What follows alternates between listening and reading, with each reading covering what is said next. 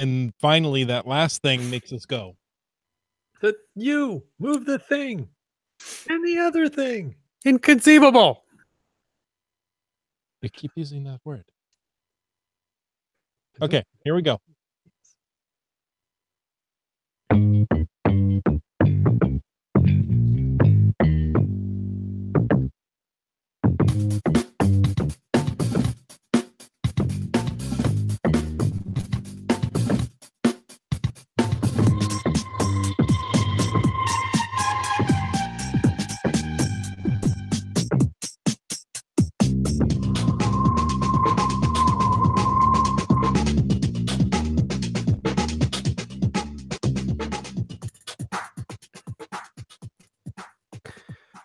Oh, and welcome to Caching in the Northwest, the only podcast dedicated to geocachers in the Great Pacific Northwest.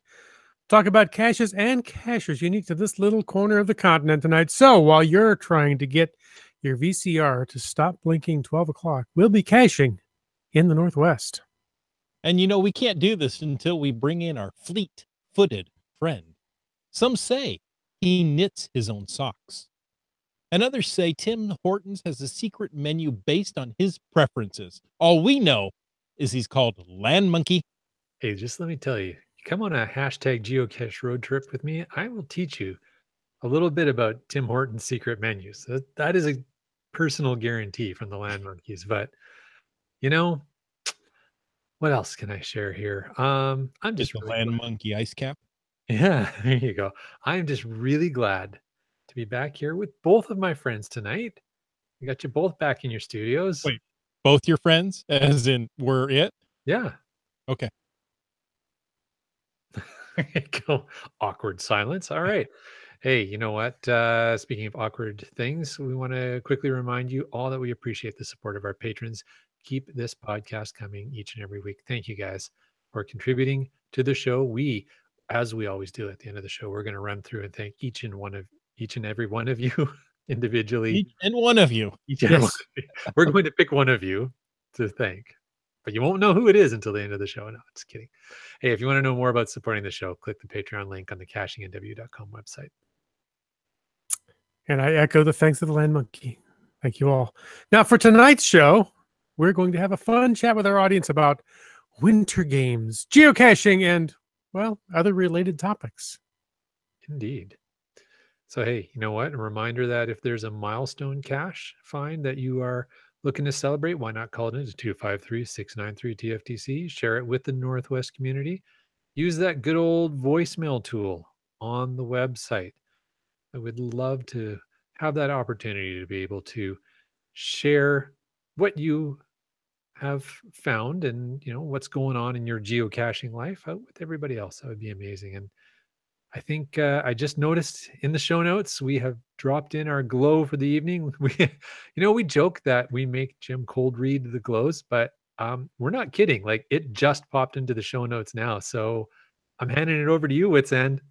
I was just thinking maybe we won't have a glow this week because we've got some other special features planned, and it just popped right in there. So, without further ado, and I'm not even looking at the screen right now, let's see.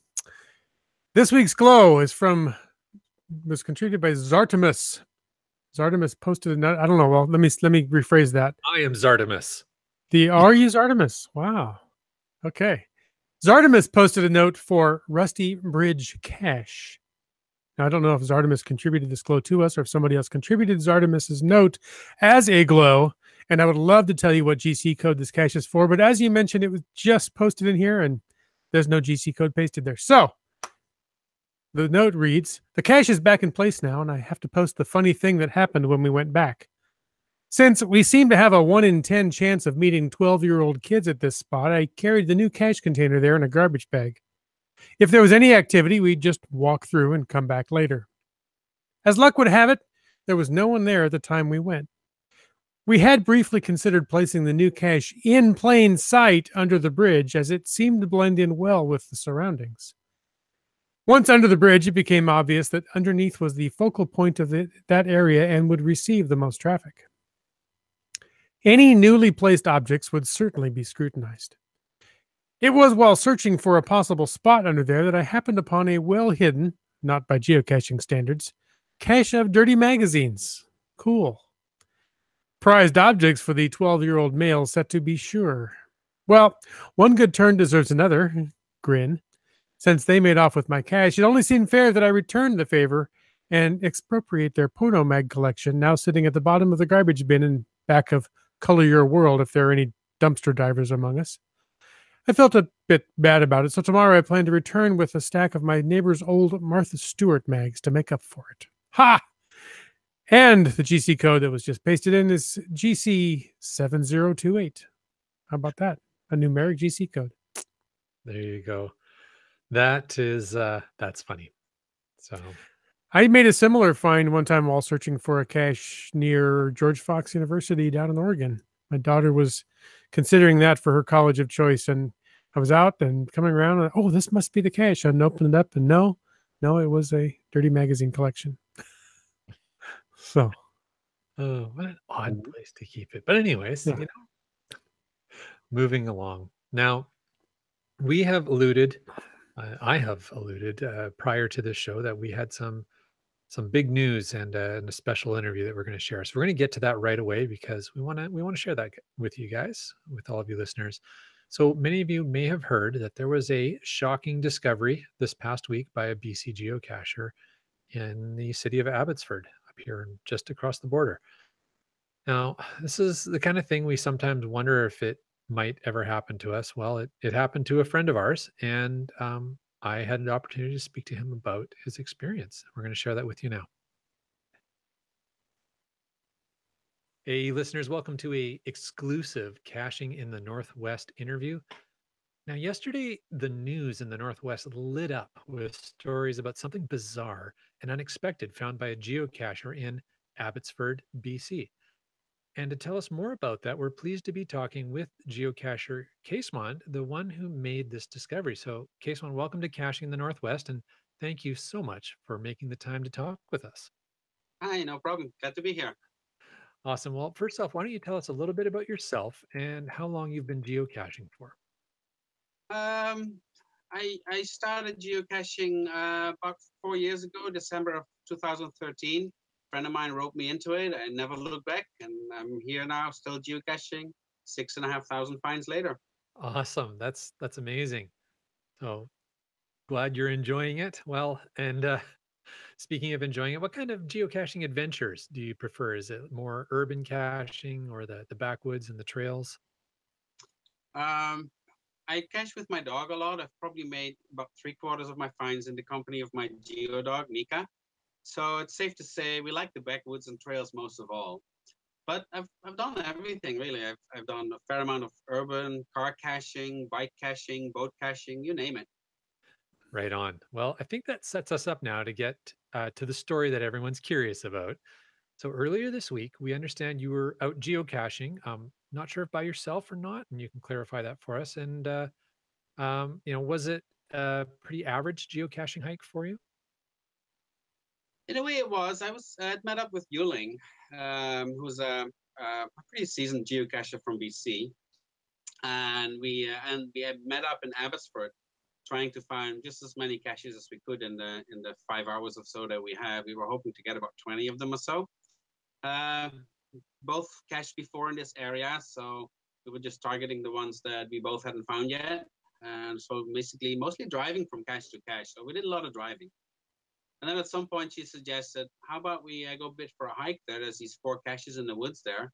Not really sure how to get there, but we can give it a try. And I said, sure, sounds good to me. I'm up for the challenge. Always are, right? Awesome. And so that's when you made the startling discovery. So maybe you can describe for us what happened. Parked the cars, and then we went across the field, entering the wood lot there, like the wooded area.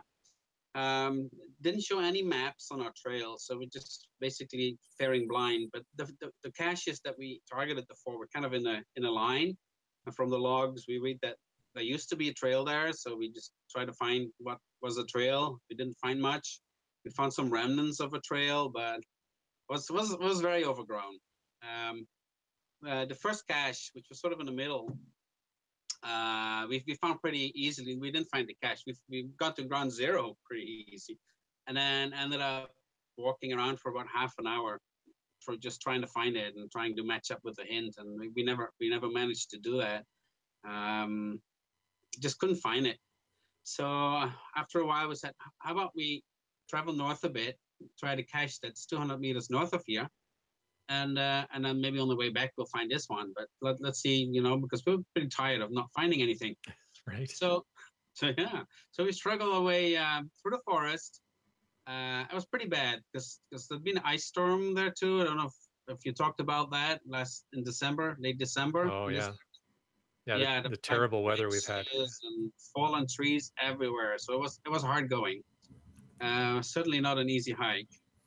And but we got pretty close. We got to within about 20 meters of ground zero, and we saw the stump that looked like it was our target, stump from the hint. So you had to go through a bit of a depression to get there, and then up a hill a bit. So I'm doing that, and as I'm crossing that depression there, I almost stepped on something. I just barely, almost tripped over it actually, and it's like, whoa, what's that? Eh? And it was a skull. I mean, it was a skull, and I could see that. I've seen them before, so yeah, there it was sitting there in leaves. That's In leaves.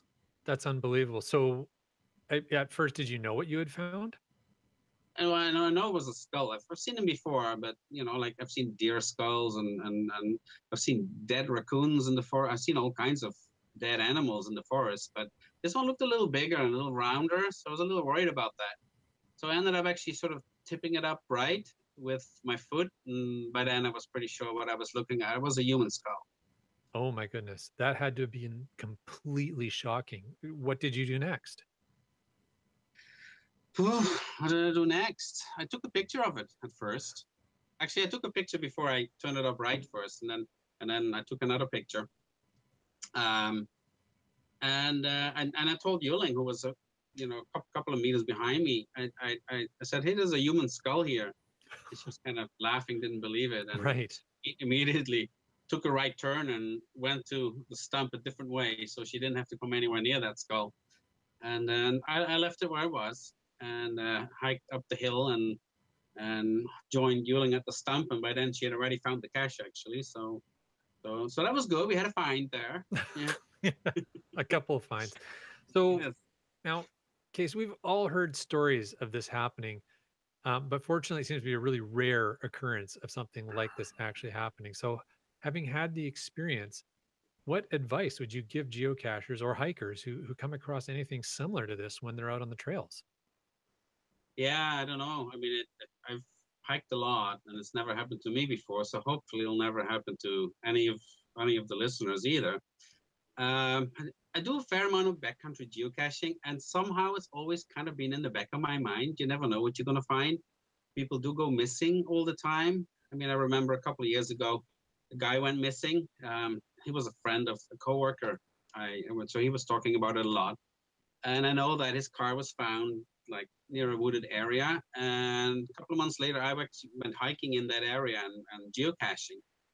And the whole trip, it was kind of in the back of my mind, like, what if I smell something? What if I see something, right? You never know, right? Because who Right. knows what happened to the guy, right? They still haven't found him as far as I know.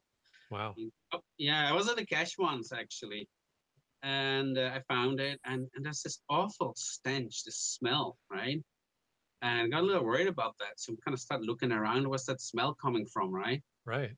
And yeah, and then I found it. I mean, it was somebody, probably a camper nearby, had gutted some fish and dumped the entrails in the bushes there, and Oh. it just sit there rotting. So it was disgusting.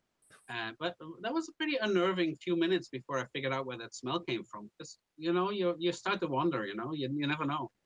Sure. Well, I mean, and here in this scenario, you've actually found a human skull. So I found a human skull. Yeah. what again, what did you do? What would you think would be the best things to do in that scenario? Well, don't do what I did. Okay. Because it was kind of weird, because I think it was a bit of a delayed shock, maybe. Like we were geocaching, and we just sort of recorded it, and I knew I was going to report it, but somehow it didn't occur to me that I should probably do it right there and then, and we didn't. We ended up just geocaching more. You know, we ended up making 2 more finds, and well, 2 that we didn't find. And then I went home and had some stuff to do. There's household chores, and it wasn't until after, when I sat down at the computer to write my logs, that I realized, you know what, I should probably report this rather sooner than later. Don't wait a couple of days. This is probably a good time to do it right now. And good that I did, and not good that I didn't do it any earlier, because I sort of assumed the police would go out in the morning, Right. at first night kind of thing. They didn't. They were out there like within minutes. They were on the way to the coordinates that I gave them, and and looking for it. And they spent hours at night scouring the forest for human remains.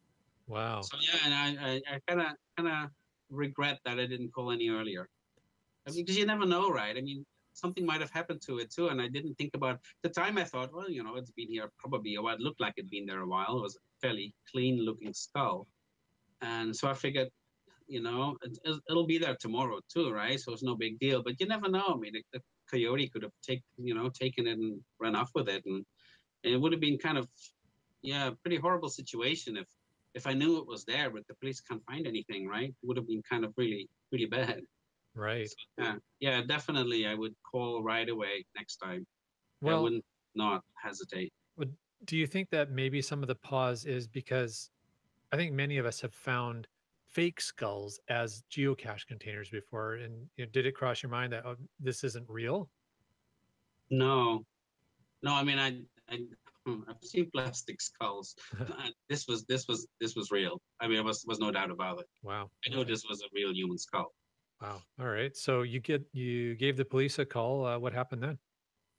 Like I said, they went out right away. I'm not entirely sure what happened. My understanding from reading a couple of the news stories is that they found actually more remains still nearby. Okay. So yeah, there definitely a body there.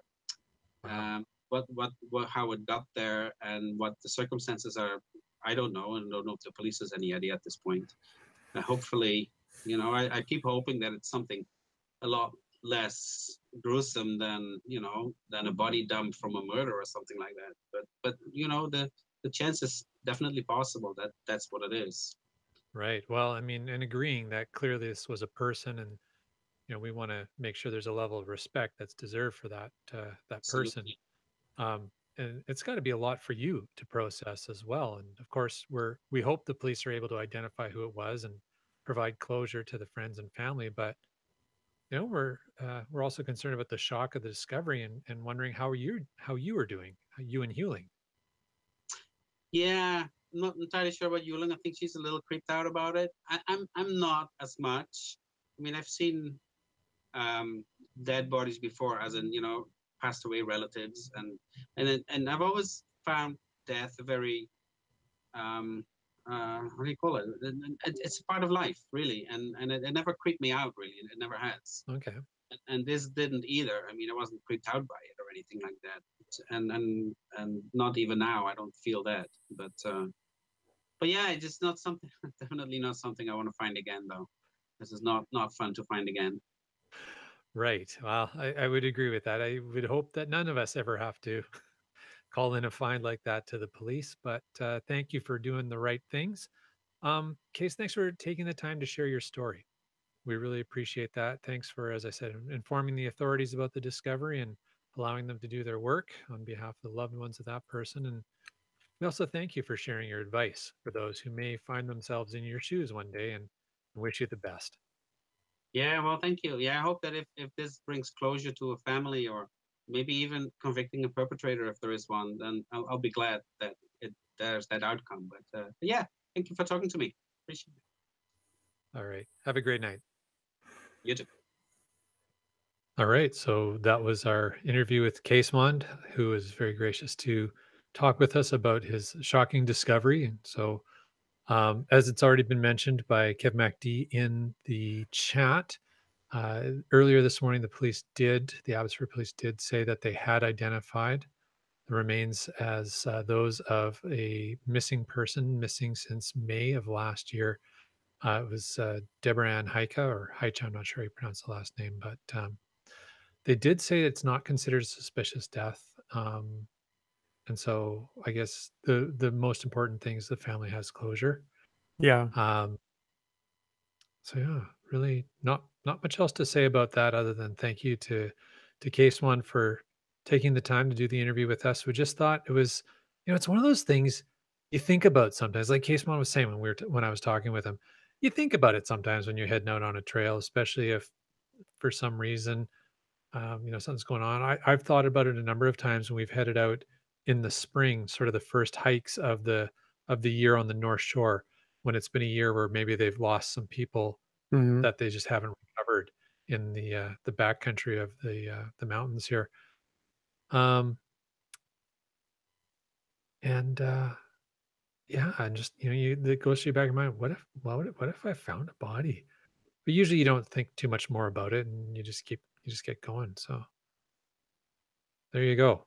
Kind of a weird story. Kind of a It is, it's one of those you hope you never find, but are you prepared if you do? And I think Casemon gave us some great tips on what to do, you know, if you find it. And, it didn't freak him out, which is good.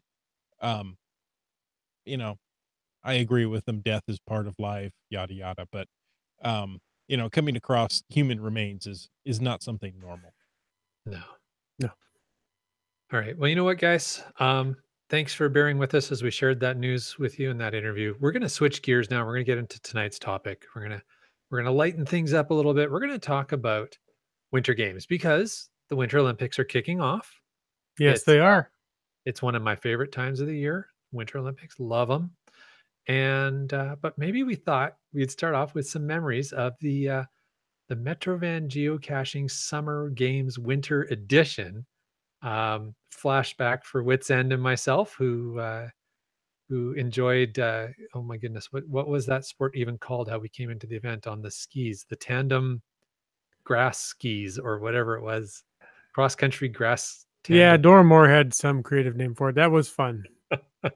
We carried the torch in and officially opened the games with quite the ceremony and pomp and circumstance. Yes. Yes, and oh, you know what? Speaking of Dora Moore, I've got to say she messaged earlier that she was not able to make it live for the podcast tonight. She's had to fly last minute back east. So, you know what, folks, if you're over there in the chat and you're thinking about, oh, I miss Dora Moore in here, send her a tweet. Let her know you're thinking of her. There you go. Just like we do with Wits End. Send it to Yeah. Dora Moore tonight. Make her phone blow up when she lands. There you go. But yes, my goodness, has she ever put together some great events? And that MVG Summer Winters game was a blast. That was an absolute hoot. That was a lot of fun. Yeah, we had a snowball fight to start the event, as I recall. Yes, that's right. Was it Paperball, snowball paper fight. ball? And I thought that was especially creative and a good mixer in that you threw the paper snowballs and then at the end you opened them up and found which team you were on. That was very So clever. that was a good way to choose teams up that way. The milk jug snowshoes Yeah, don't have a lot of traction on grass, as I recall. I think that was by design. Yeah, By design, yeah. Certain geocaching clues hidden in blocks of ice. that's right. Just The just a great weekend. That was a lot of fun. So yeah, Yeah. so there you go. So there's always ways you can come up with having events that have even in the summertime have a winter's game theme. Mhm. But speaking of winter sports, guys, what are your favorite winter sports? Either to watch or participate in. The ones I like to watch, I've never participated in. It's amazing. Every 4 years, winter sports comes around, and you think, "Oh yeah, there's, this and that," and watching like say cross country skiing and seeing the strategy involved, and one that I always gravitate towards is biathlon. I Mm, don't know why. I think it's just an odd combination. But I like it. And then the bobsled, luge, skeleton, right. anything with the Sledding sports. Yeah. sleds, yeah. I really enjoy those. So, biathlon is a funny one because a lot of people look at it in context of current life and go, "Oh, yeah, what a weird thing to do to cross country ski and shoot." But as Nordic countries, that is actually standard military training. So it very logically fell into being a Winter Olympic event because it was something that they did anyways. But it's considered one of the toughest Mhm. Winter Olympic sports. I It's mean, ranked right up there. you're going all out, and then you've got to still your body enough Mhm. to make a consistent shot and then move on. I just it's one of those things I watch and go, "Wow, how do they do that?" There you go. Over in the chat, GeoNav Pro says, Mrs. GeoNav Pro says, tree well exploration on snowshoes is one of the toughest winter sports. Yes, absolutely. Yeah, we heard a little bit about that last week. If We if did. you wanna hear more, go back and listen to episode 236 about snowshoeing and geocaching. Absolutely. So, Wits End, how about you? Favorite winter sports? Oddly enough, very well, as far as we're talking Olympic sports, very similar. The biathlon has always fascinated me, probably because, well, I live in the US and everybody out here has guns, right? No, that's not true. And the bobsled, well, bobsled slash luge slash skeleton, because skeleton exists, of course, because somebody decided luge was not dangerous enough. Let's We- go head first down the thing. But yeah, they fascinate me to do that. In fact, to get in the spirit, just a week ago, my family and I sat down and watched Cool Runnings again. Always a good time. That's Nice. awesome. So, for me, my favorite is a little bit different than you guys. I'm more into the freestyle ski side of things. Now, a little bit partial because that was my venue when I worked at the Olympics, but absolutely, absolutely love um, moguls, Mhm. aerials.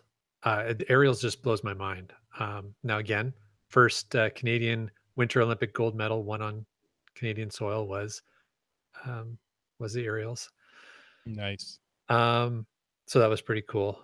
And the my favorite though, my absolute favorite is ski cross. I don't know if you guys know. I Mhm. was just trying to think, is that the one I'm thinking of with it's almost like a short motocross track? Yeah, so four Yes. athletes compete at a time Yes. in the heat, and it's huge jumps I and love watching that. bumps, and Yes. it's just the most amazing, and it's contact too. Like It's like roller derby on skis. Yeah. it is just the most thing sport ever. I just love it. I could watch that all day long. That is my absolute favorite. Of course, I had to root. I remember watching that 4 years ago at the last Winter Olympics, and had to root for the German fellow because, as the uh, narrator commentator was introducing the athletes, he got to him and he mentioned him, and he said, "And his wonderful mustache," and he had a huge handlebar mustache after his ski cross. I'm like, "Well, he's my new favorite athlete." Easy decision there. Not very aerodynamic, though. Yeah. Well, and the funny thing with that sport is sometimes it's not about the aerodynamics. If you can be the last person standing when you get Sometimes close to that's the finish yeah, line, the person that wins is the last person on their feet. Yeah. that sport is awesome. So, yeah, those are the ones that I love, and those are the ones you guys like. So, but there's so many. Yeah. I think one of the Ski great jump, things. it's Yeah. amazing how they're literally flying through the air. Yeah, it's not really jumping though. It's more falling with style. It's true. Falling with distance. Yes. There you go. Uh, we could go on. Short track speed skating. Um, you know, Apollo Ono really brought that home to Washington State Oh, is he for from us Washington? He is. from I Federal didn't. Way. Oh, Yeah. wow, that's amazing. Yeah, and then there's another one, and he's well known, and he's kind of from Federal Way, and I can't remember his name. I apologize. In a couple of weeks, we'll all be saying his name. Right. As soon as that event starts again. Mhm. That's funny. Cool. So, we've already kind of talked about this, but will we be watching any of the 2018 Winter Olympic events? I know Currently recording them. There Oh you go. yes. There you go. Mhm. So absolutely. Yeah, between podcasts, I went upstairs and my wife was watching, and there was moguls.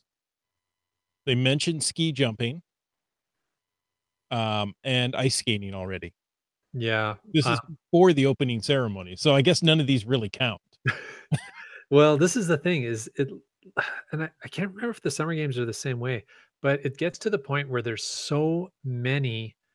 um so many competitions that are going on that they actually have to start the first runs of them before the opening ceremonies Yeah. just to make sure that they give everybody time to compete.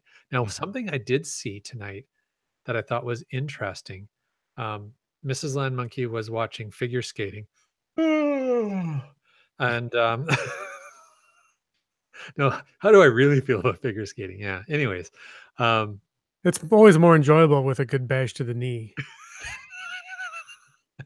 That's Wait, only been done once. sorry, did that slip out? Was it outside words? Wow. love it. I Anyways, wish a hockey game would break out. Yeah. it did in one time.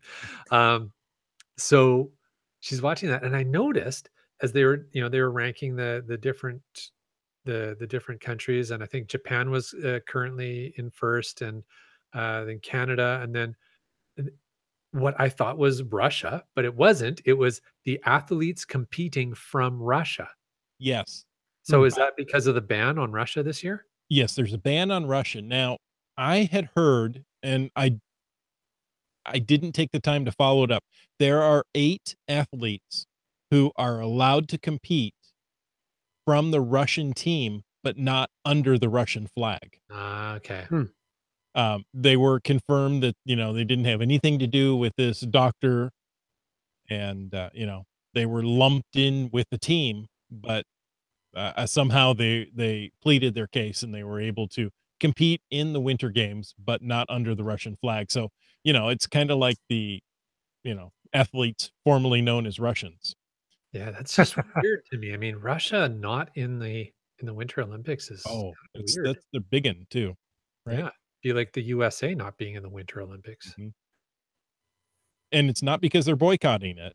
No, they've been disqualified Yeah, it's the other way around. All for right. doping. So Mhm. Oh, maybe you know who else was well, no, he's not boycotting. He has stepped down. Bob Costas will not be broadcasting the games this year. So Oh. hosting. so that's from the American Yeah, television coverage. USNBC hosting, yeah. Okay. Well, I guess that's a changing of the guard there, eh? How about that? Mhm. Funny stuff. All right. So if we swing it back to geocaching, is it sporting? Is it considered a sport to go after T5 caches in the winter? It's a sport to go after T5 caches any time of the year. Anytime. Now, are these caches that are T5 year round or caches that are only T5 during the winter? Well, here's why I'm asking the question. Or are they caches that are T5 caches in the summer, but in the winter they're not? Like Like what, frozen lakes and things? frozen lakes. Or are they T5 caches because I'm involved and they didn't need to be? I think that's most caches when you're That's quite a few, yeah. Hey, it's uh, true.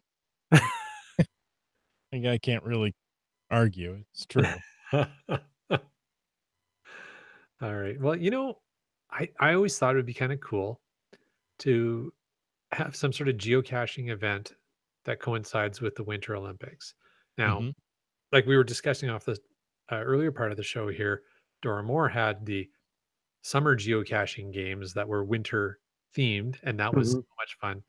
And I know we'd had some talk up here about doing like geocaching games or some sort of major fun event during the winter time and that kind of winter Olympic themed.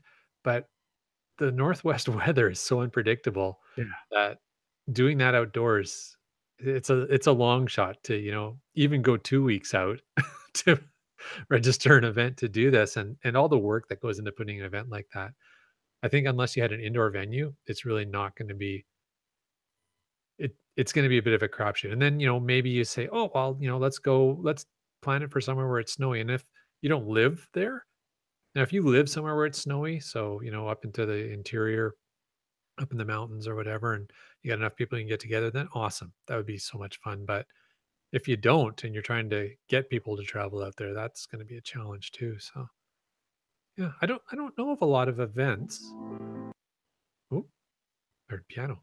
I don't know of a lot of geocaching events that happen sort of in alignment with Winter Olympics. Is there something I'm missing or Mm, not really? I don't know. All right. It's an idea. So hey, you know what? If you're listening to the podcast and you go, well, come on, Land Monkey, of course it's blah blah blah blah, GC whatever. You know what? Tell us. Inform me, educate me. I want to learn. Me too. There you go. Me three. Are there any new winter events this year that weren't 4 years ago? I don't know. I noticed that in the chat, a couple of folks had been saying that it looks like ski cross isn't in the Winter Olympics this year, and I must have missed that announcement that they were pulling ski cross. That sucks. Yeah. Well, according to the star.com, there are 4 new events set to debut at the Pyeongchang Olympics: Such as long track speed skating. As What's opposed to short track? Yeah. Now they mentioned curling, and I think that's always there, but it says mixed doubles. So maybe it's a specific category of curling. I don't know. oh, so it would be men and women on the same team. Correct. Yes. Okay. And snowboarding and alpine skiing. Okay. So They demonstrated snowboarding and alpine skiing last Olympics. I remember, it was just a demonstration event. okay, so hold on. Snowboarding has been in the Winter Olympics for years. So I think it's some particular discipline in snowboarding that they're It talking about. says men's and women's big air. Okay, Not big to air. be confused with big hair, which is the 80s bands. No, big air. Yeah, big air is like an X Games Okay. discipline in snowboard. It's basically now I can't remember if big air uses the half pipe or not. So the Olympics. Snowboarders ride down a ramp and launch into the air, Okay, so it is performing a round. single trick. The There you big air ramp in Pyeongchang is the highest in the world at about 43 meters and has a 40-degree slope. Wow. Yeah, that's insane.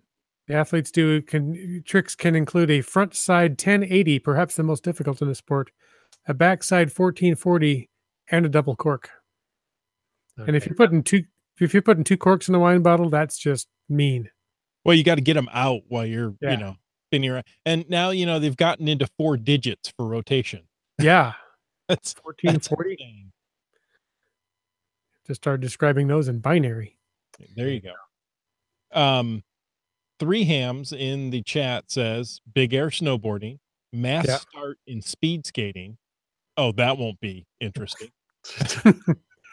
Accident waiting to happen. Yeah. Yeah. Mixed doubles in curling and a team skiing event where Yeah. the addition ratifies where the addition's ratified Monday by the International Olympic Committee. Yeah. Alpine skiing mixed The team. last minute. Yeah, exactly. like- Go ahead. We'll go ahead and buy your tickets. We'll see if we're going to put it in there. And, Well, okay, you can compete tomorrow. It's like reading a glow. sometimes. Oh, ratified Monday. That's insane. Oh well. So the preliminaries were, well, never mind. Yeah. Well, yeah. Never mind, indeed.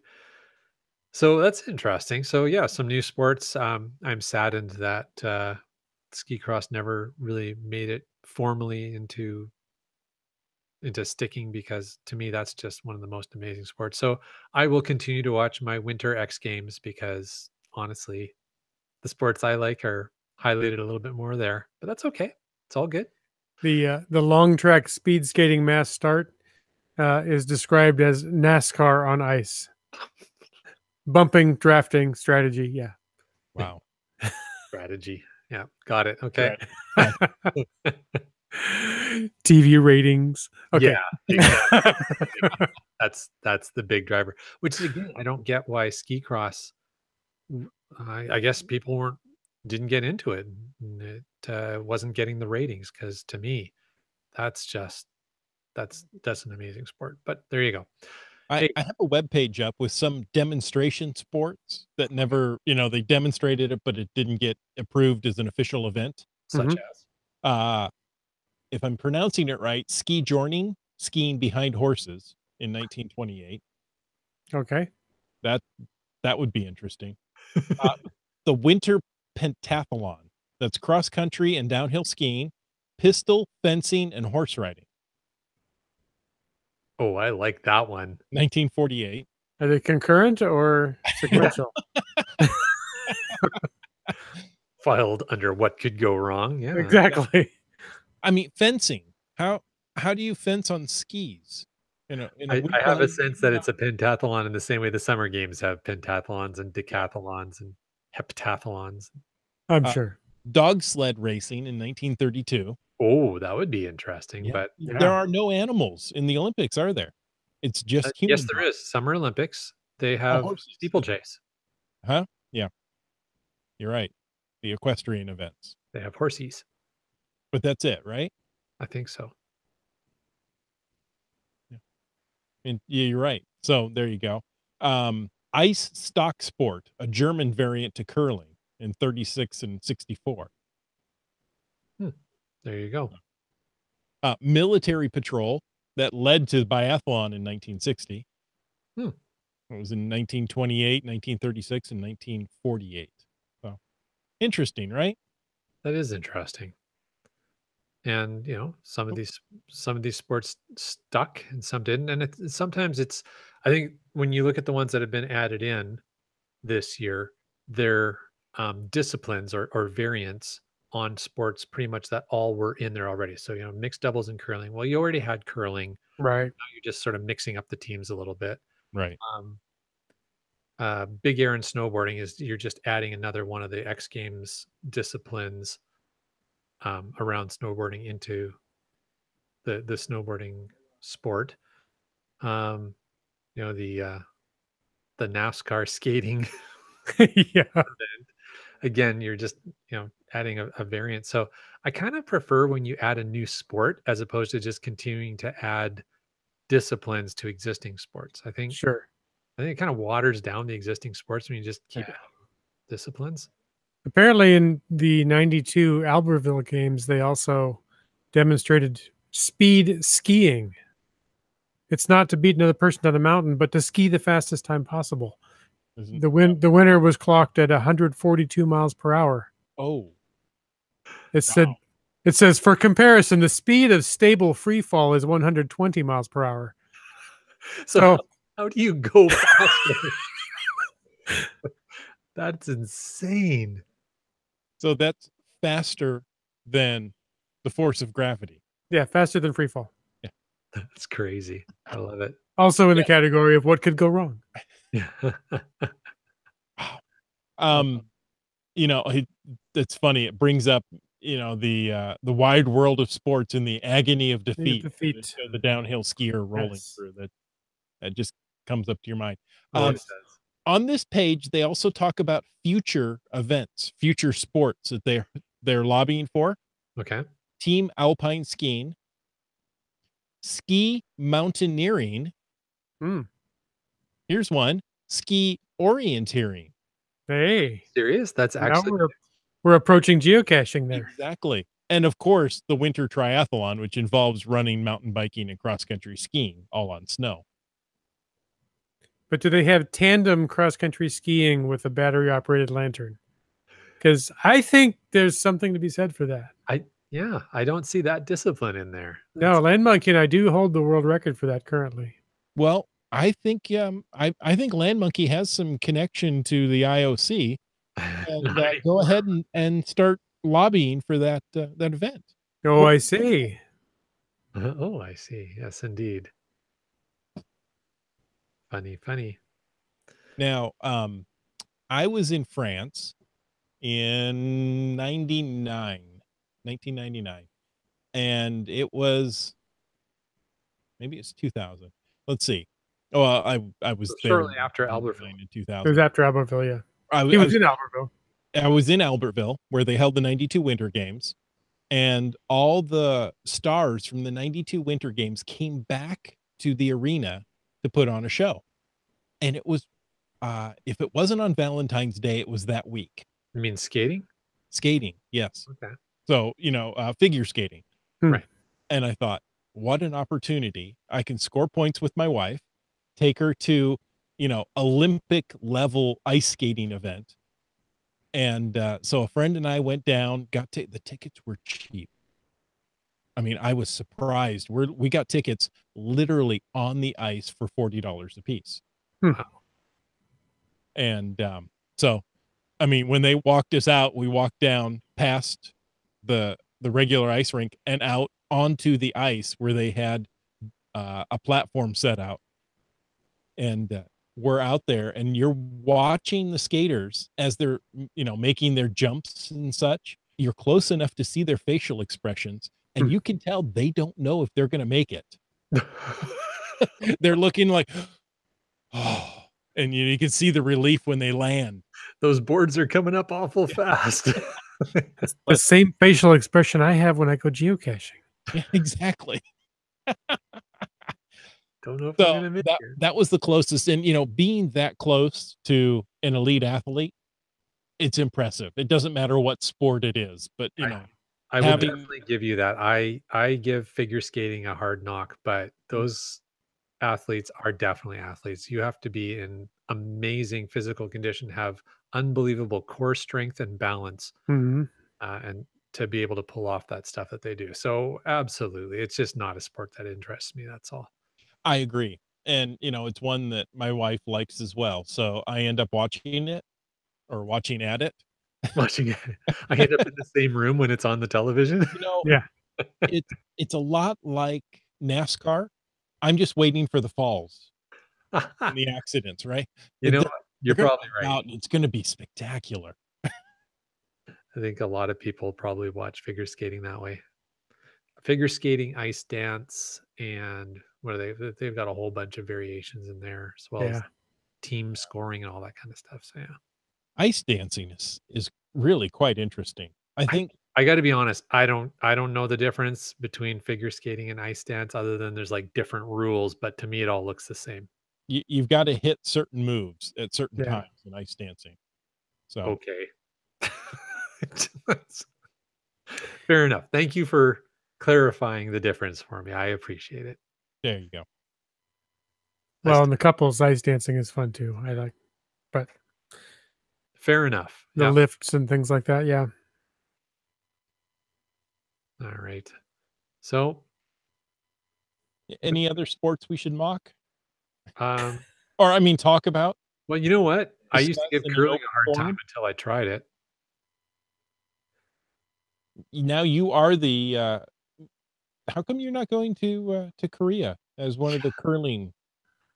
Because I suck at curling, but it's fun. And yes, but among the three caching the Northwest host, you are the most experienced and therefore an expert. You are the caching in the Northwest curling champion. That's right. Yeah, fair enough. Curling is fun. And I think it's mostly fun when it's like a social, because it is a very social event, or a very social game, which makes it a lot of fun.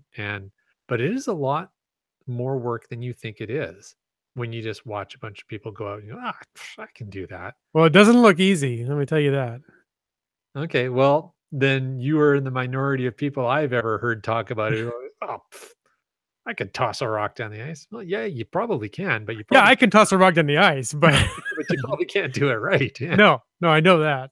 And I can go down a hill in skis, not at 142 miles an hour. Well, like that's 200 kilometers an hour. Like that's insane. It's insane. Yeah. Crazy.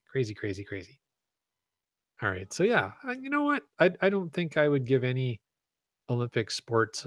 I don't think I'd drag them through the mud too much. I don't think there's really anything that is out there that I don't think qualifies as an Olympic sport. I thought it was interesting when you went through the list, and dog sledding was on there. Now, of course, I guess if you're really into dog sledding, you'd probably follow the Iditarod and things like that. But. Right.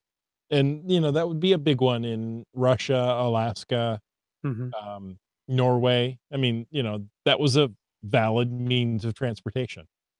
Still is. There you go. Okay, I'll throw this out there. I don't like the blue paint on the snow in the skiing events.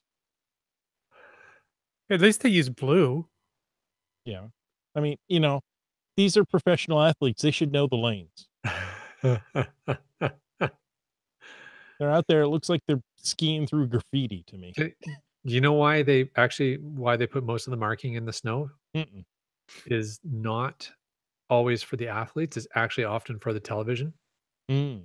because it can get very difficult. And if it's a judged or timed sport, you need it to be able to mark when they hit certain areas. As well, moguls and aerials in downhill skiing. Do you know why they do them at night? Those events are always held at night. Hmm. Better contrast in the snow. Better contrast. When those guys launch against a white sky in the wintertime, you can't see them. Mm. And Oh, the better athlete- contrast for the cameras, not for for the the cameras, athlete. well, also for the athletes, they can get disoriented as to up and down. Mm. So that's why those events are always at night. So there you go. A little bit of trivia for you. Interesting. Anyways, I think we've probably beaten this one. And geocaching on ice. Geocaching on ice. I think we've all done that. So you need crampons. We Is talked there a about that last series? Is there a series of compulsories on ice that you have to do for geocaching? There should be. I think they should still be competition in the compulsories for ice skating, but that's just me. Awesome. I thought there were compulsories. They get them out of the way very early. I don't think they do them anymore. Brian Lang asks, is this a geocaching podcast? Well, you know what? Speaking of geocaching podcasts, why don't we wrap it up? We can talk about what's coming up. That is far more geocaching related in upcoming episodes, and then we can segue right into the after show. What do you think, guys? I love it. So next week, we're going to be talking with geocacher Lazy Bones about creative cache containers. This is more of the Olympic event for hiders, right? The creative cache containers. Right. The week after that, we are going to talk about the geocaching apps roundup. So what app are you using in your geocaching? Maybe you want to share that with us. Send an email to feedback@cachingnw.com and let us know what you're using, and we'll let you know if it's the right one. Absolutely. Oh, wait, I love it. that may not have come out right. No, I think it probably came can't. out how you intended it, but that may not be right. That will wrap up the shows for February already and take us into March.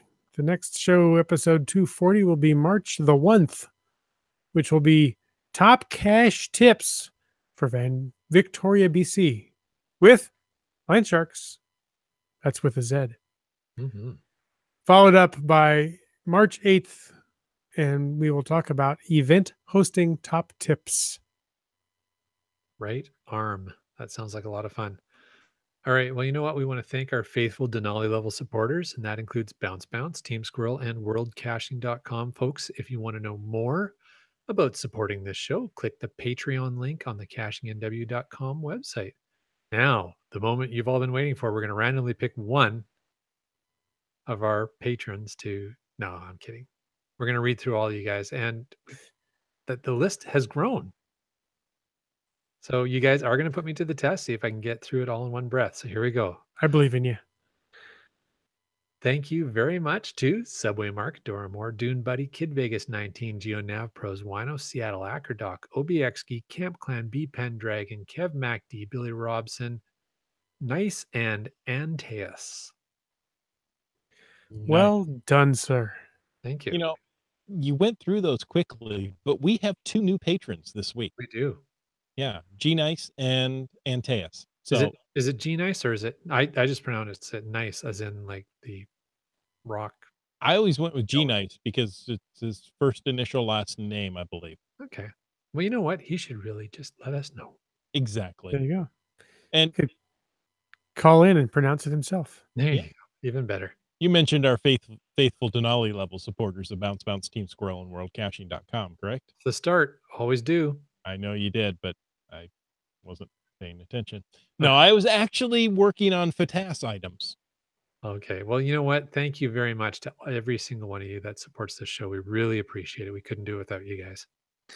We absolutely could not. Thank you so much to all of you. And to all of us hosties. Mr. Land Monkey, let's say somebody wanted to reach you. Where would they find you? Well, they might find me on the side of a mountain somewhere. But, if you want to reach me electronically, the website's landmonkey.blogspot.ca. And there's been some new posts coming out there lately. As well, we always encourage people to follow us Twitter, Instagram, Periscope. It's at LandMonkeyGC. On Facebook, search for Team Land Monkey, and new episodes keep coming out on YouTube. Just search YouTube for LANMONKEY. That's Land Monkey. Wits End, my friend, where do people find you? You just never know where Wits End is going to turn up, actually. But online, social media wise, probably head over to Twitter or Facebook. Just look for Wits End. That's Wits End with a Z in the middle. Chris of the Northwest, how about you? Well, much like my friend Wits End, look for Caching NW. That can be Facebook, Twitter, or YouTube. You just never know where I'm going to be. You know what? Head on over to cachingnw.com/hosts, read our bios, and find all those links that we just mentioned and a few extra that we keep hidden just there for you. That's awesome. Folks, we want to thank you for taking the time to listen to this episode of Caching in the Northwest. Remember that you can be a part of the show. All you have to do is call 253-693-TFTC, leave us a comment, ask a question, send us one of those extra gold medals you got lying around in the bedroom any time of the day or night. And of course, you can email us at feedback@cachingnw.com. Also, your support helps to keep quality shows coming. So if you liked this show, please click the Patreon link on the cachingnw.com website and subscribe to us on iTunes, Google Play, Stitcher, and more. This show is produced by Chris Humphanar and Jay Kennedy, hosted by Chris J. and Jim Palwitz. This show is licensed under a Creative Commons Attribution 3.0 license, copyright 2018 by Chris Humphanar. Now, folks, as always, stay tuned for that. The After Show. That. Stay tuned for that. For that, the after show. Yeah, I didn't think that through before I said it. Oh, hey guys, the after show is almost a separate show. It's a time where we have more one-on-one conversation with those listening live. If you wanted to have something mentioned in the after show, just use the hashtag FTAS. We say FTAS for the after show, and we will talk about it during The After Show. There you go. That was smooth. Sometimes it's a continuation of an ongoing topic. Other times it's completely different and often quite random. It can be. It can be. Hey, you know what? I did have an interesting news story that I wanted to share off the start. I noticed a tweet came through today on my Twitter feed that said that the Kootenai Lake ferry service is having some temporary service changes from March 11th to April 21st. And then from February 19th to March 30th, there's going to be a round 2 consultation on the future of the ferry. Now, if you're not familiar with this is 2 ferries, the MV Osprey and the MV Balfour. They operate, 2 of them operate in the summertime, the year round, the Osprey runs. And it takes you from the community of Balfour at the junction of Highway 3A and Highway 31 in British Columbia. And takes you up through the lakes, and it's an amazing I think it's the largest inland ferry in the world, I believe. It's also home to one of the new virtual caches. That's GC 7 Bravo 68 Foxtrot.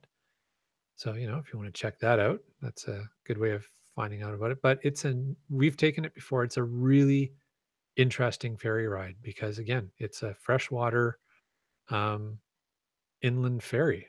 It's just not something I'm used to. I'm used to ferries being on the salt check, so it's kind of cool. So, anyways, be aware that if you're planning to take it between March 11th and April 21st, because of the annual low spring water levels, they're doing some servicing. I think they're doing dredging is what's going on. Well, that's what the research department says. Arrow Lake's Ferry Balfour Terminal has a very shallow channel from the lake to the terminal. They need to dredge the channel to keep both ferries operational. There you go. There you go. Thank you, research department. And I looked it up on the map here. It is, for the U.S. reference, it's just due north of the Washington-Idaho border. Makes sense. And I was curious about that because my in-laws over in the Coeur d'Alene area are in Kootenai County, Yep. although it ends with an I, not a Y in the county name. So I wondered if it was, but yeah, cool. There you go. There you go. So hashtag FATAS. I see some talk about heavy or Falcon Heavy. Mm-hmm. That was quite the story. Elon Musk, that guy's got swagger. I mean, come on. Got one less car. He's got this car. He still owns it. That's right. He knows where it is. He's run out of garage space is what it amounts to. But he's setting a new speed record with it. Yeah, no kidding. And oh my goodness, the landing, the parallel landing of those two booster rockets. That was like a video game. That was really cool. It's like watching a science fiction movie. You watch and you go, that couldn't really have just happened. Like that's got to have been editing or something. There's no way. It's just mind blowing, unbelievable. So, did you see that the Tesla is not on track to go to Mars? Yes. They actually overshot what they were aiming for the entire planet of Mars. So, the thought was maybe they're just like, you know what, hit it with all it's got. And let's see what we can do. Let's open this baby up and see what she can do. Rather than, actually they made a miscalculation. I don't. Made a few special modifications myself. She's got it where it matters, kid. Don't worry, she'll hold together. And so the top is down on the Tesla, so they really don't know what space is going to do to the interior of that car over time. Fair enough. Oh my goodness, that's just too funny though. They left the top up, then it would be fine. It wouldn't have been as good of a picture though. It wouldn't have as No. quality of video. I mean, it's just brilliant. Mm-hmm. Just a brilliant maneuver. Oh, let's see. So the Falcon Heavy has the potential to lift 16 GPS satellites in one launch, says Brian. That's the entire constellation, isn't it? 16? No, 24 is the entire 24. constellation. So, geez, you could replace more than half of an entire constellation of GPS satellites in one go. Getting them into position would be tough. Well, yeah, fair enough. Did you happen to hear the story of the Russian rocket that launched a GPS satellite? Maybe. Why don't you tell us? They made a mistake and put the launch was moved because of weather at the last minute, and they didn't update the launch coordinates on the rocket. So when it launched, it put the satellite way off of course, too far off of course for it to correct itself, for the fuel on board to correct itself. Okay. But, it's like, oh no, we're not launching it Cape Canaveral, Florida. We're launching it in Texas. And they didn't change those coordinates. I don't know what the two Cosmodrones were, but yeah. Whoops. Yeah. That's an expensive screw up. Exactly. All right. Three Ham says he only has one beer left in his house. So go ahead, please send him some more. ASAP. There you go. Why is the rum always gone?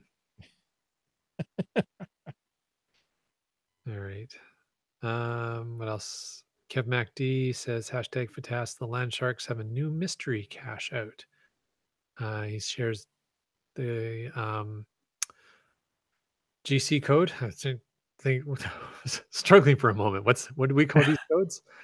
Wow, that was pretty sad. GC code GC76 Golf Foxtrot Delta. Well done, Mr. Monkey. Thank you. And I don't even have a little cheat sheet on my screen. I do. Oh, Bryling says the batteries in the Tesla are dead. They were only expected to last 12 hours, but look how many miles they got off of those. That's right. That's what you look for in an electric car. You look for miles. Yeah. Made it around the earth a couple of times. Yeah. Oh, let's see. Iham says, buffalo, buffalo, buffalo, buffalo, buffalo, buffalo, buffalo is a complete sentence. Okay. And it's true. Okay. If you want to know more, go to Buffalo and talk to the buffalo there who buffalo buffalo. Or you can look up GC6Z. You like that? Nicely done. Charlie, Mary, Charlie, Mike, Yankee. That's the Buffalo Cache or Buffalo Tales by Team Noltex. Ah, good old Team Noltex. Do they listen to this podcast? They better be listening right now. All right. Well, if they are, shout out to Team Noltex. I haven't done a lot of your caches, but the ones I've done have been fabulous. Yes. Yes, this one I came across 3 red herrings in the cache description before I worked out the puzzle. Oh, So who puts red herrings in their geocache puzzles? That's just mean. Norwegians, they like the lutefisk. Ah, there you go. And of course, Team Finn, guess what? They're holding an event. Event. Yeah. Really? I know. Shocking, isn't it? Guys, we are envious of your streak. Thank you so much for hosting events right here in the Northwest. This one is National Pancake Day, February 21st. Join us at the Renton IHOP at 7:30. That is GC7 Hotel, November Charlie Echo. National Pancake Day. National Pancake Day. There you go. All right. We had some FATAS from Start Cacher. Mm-hmm. Says, I have 3 geocaches hidden that I will release in the next few weeks. Ooh, that's exciting. The first will be one I hid a couple days ago. My tracks in the 4 inches of snow lead to it now. They're predicting 6 to 12 inches of snow in the next 24 hours. And as soon as I see we've gotten a couple of inches, I'll submit and hopefully it'll be published while the snow is still falling. Nice. That's awesome, Start Cacher. Yeah, you don't want to post it with the tracks leading straight to it. That's awesome. Very good. All right. So what do you think? We got through it? We did it. We did it. Gonna call it a night. I think so. Folks, thanks for listening. We really appreciate you. Go ahead and share Caching in the Northwest with your friends, with your family, with the people that you don't really care about. Share it anyway. But until next week, get out and get caching in the Northwest.